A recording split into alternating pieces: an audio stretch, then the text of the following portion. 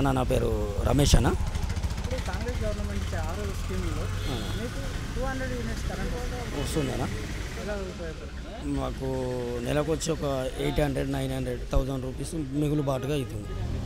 అలాగే మహిళలకు free bus పెట్టారు. అది మా ఇంట్లో మా చెల్లెలు ఇద్దరు, మా చెల్లె పిల్లలు ఇద్దరు, మా మిస్సెస్ వాళ్ళు నెలకు వచ్చి ఒక 1,500-2,000 రూపాయలు, ఒక ఫ్యామిలీకి వచ్చి 4,000 నుండి 5,000 రూపాయల దాకా మిగులుబాటు అవుతుంది. ఇప్పుడు సబ్సిడీ సిలిండర్ మీకు అందుతుందండి. గత ప్రభుత్వంలో 1,000 రూపాయలు ఇచ్చిన సిలిండర్ ఇప్పుడు రేవంత్ రెడ్డి గారు 500కి ఇస్తారు. అవును, చాలా బాగుంది అది. ఎందుకంటే ఒక ఫ్యామిలీకి ఒక 500 రూపాయలు మిగులుబాటు అవుతుంది కాబట్టి అది అందరికీ హ్యాపీగా సంతోషంగా ఉంది. అలాగే ఇప్పుడు కొత్తగా సన్నబియ్యం స్కీమ్ స్టార్ట్ చేశారు కదా, ఎలా ఉన్నాయి సార్? చాలా బాగుంది. మేము ఫ్యామిలీలో ఒక 4 మెంబర్స్ ఉంటాము. మాకు ఒక కార్డు మీద వచ్చి 24 కిలోల బియ్యం వస్తాయి. ఆ నెలకు అందులో 10 కిలోల బియ్యం కొనుక్కుంటే సరిపోతుంది. అది ఇంతకుముందుకు వచ్చిన బియ్యంను మేము ఇంటి ముందడికి వచ్చి 5 రూపాయలకు 6 రూపాయలకు కొనుక్కోరు. అవి తినలేక ఇబ్బంది పాడు, మళ్ళీ పేషెంట్లు అవడు, ఇదంతా ఎందుకని వచ్చిన వాళ్ళకి అమ్ముకుందాం. అవి ఇప్పుడు వచ్చిన బియ్యానికి ఒక 10 కిలోలు కొనుక్కొచ్చుకుంటే మా ఫ్యామిలీకి సరిపోతుంది. నూకలు ఉన్నాయి మాలేవని అంటున్నారు. అయితే ఆ నూకలు అనేది బస్తాలు వేయంగా ఎవరికొకరికి రావచ్చు. బస్తాలు దించుతుంటే తీస్తుంటే దాంట్లో కొంచెం ర్యాపిడ్ అయ్యి నూకలు కావచ్చు. ఇప్పుడు కేసీఆర్ గారు ఫామ్ హౌస్ నుంచి బయటకు రావట్లేదు, ఎలా చూస్తారు?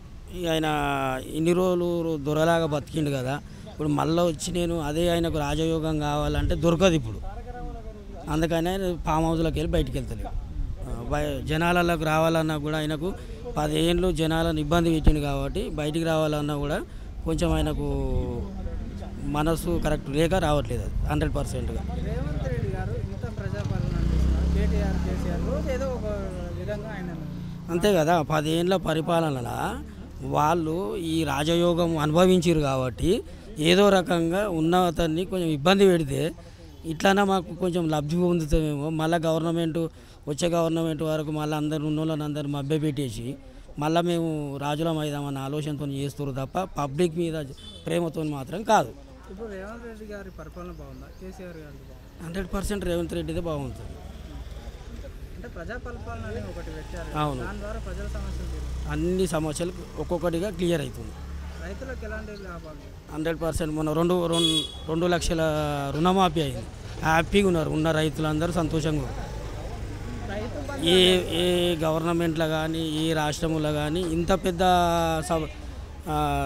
2 లక్షల రుణమాఫీ మాత్రం ఏ గవర్నమెంట్లో ఏ స్టేట్లో కూడా వేయలేదు. అలాగే నేను రైతులకు మాత్రమే రైతు బంధు ఇస్తా, ఖాళీ భూములకు గుట్టలకు ఖాళీ భూములకు ఆయన అన్నది కరెక్టే కదా. ఇన్ని రోజులు 10 ఏళ్ళ పాలనల వాళ్ళకు ఫామ్ హౌస్లకు, వాళ్ళ ఫంక్షన్ హాల్లకు, వాళ్ళ మన గుట్టలకు రాళ్లకు లక్షల రూపాయలు తీసుకోరు.